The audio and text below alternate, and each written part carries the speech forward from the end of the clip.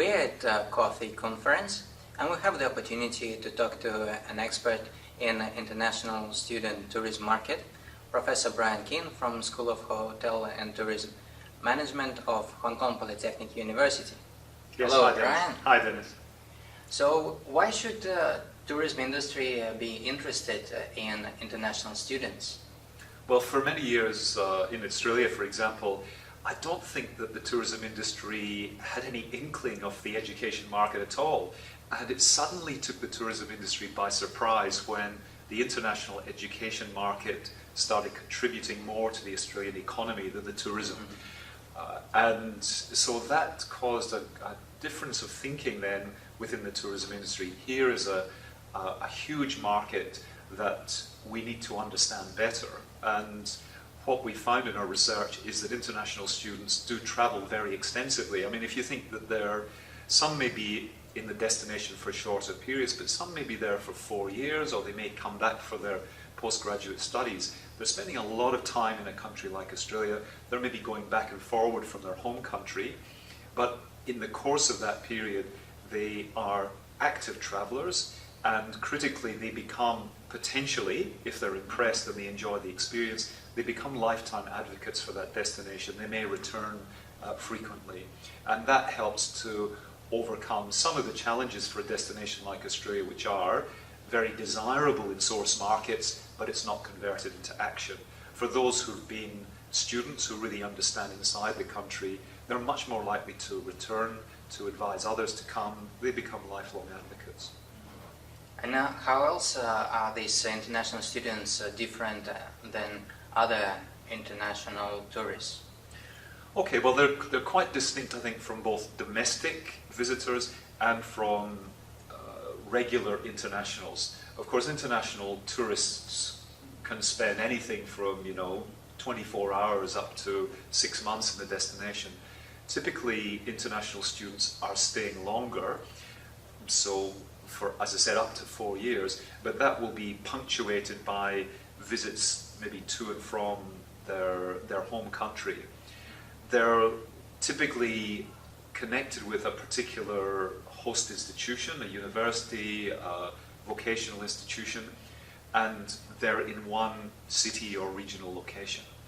Then they're gradually becoming familiar with that destination.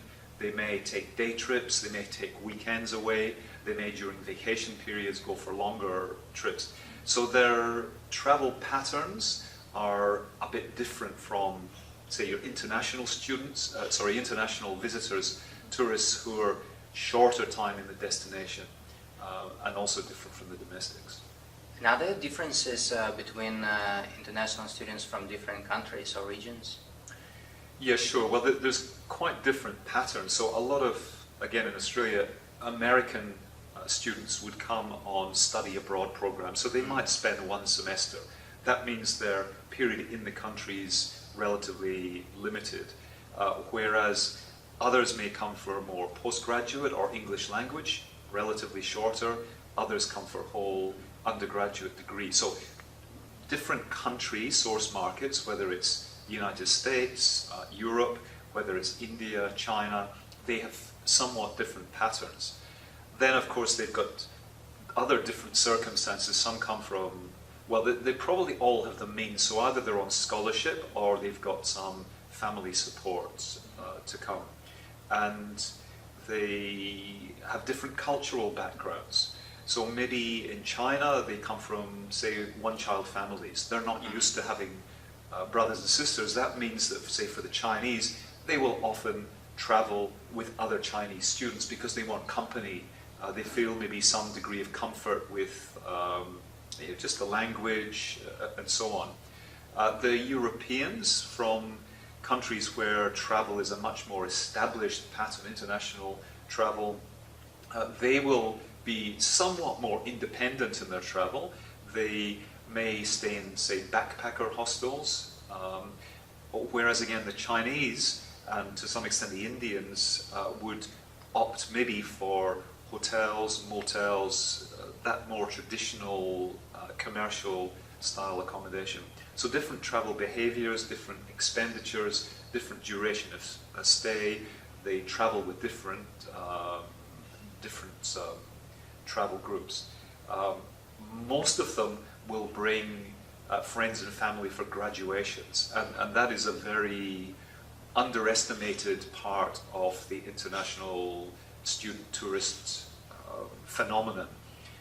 They bring typically multiple friends and families for graduations, and that will often be accompanied by travel around the destination, which brings revenues into regional areas. So this market really can complement more traditional sources like groups, business, conventions, and they can travel quite widely. They're connecting up with visiting friends and relatives market. So I think it's a really exciting market for the tourism industry.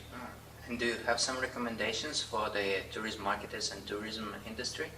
Okay, good question. Well, in our research, we did find that the travel industry, travel and tourism industry, found the educational institutions a bit impenetrable. So they're large organizations often.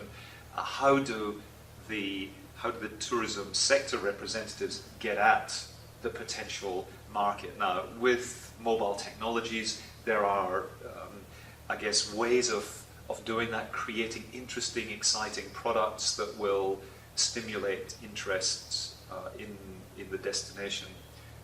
So that's, I think, a partnership model between the education providers and the tourism industry, recognizing that these two sectors are a massive part of, again, the Australian economy. So I think that understanding the needs of both groups, then focusing on the market, the consumer, and coming up with innovative, creative products. Okay.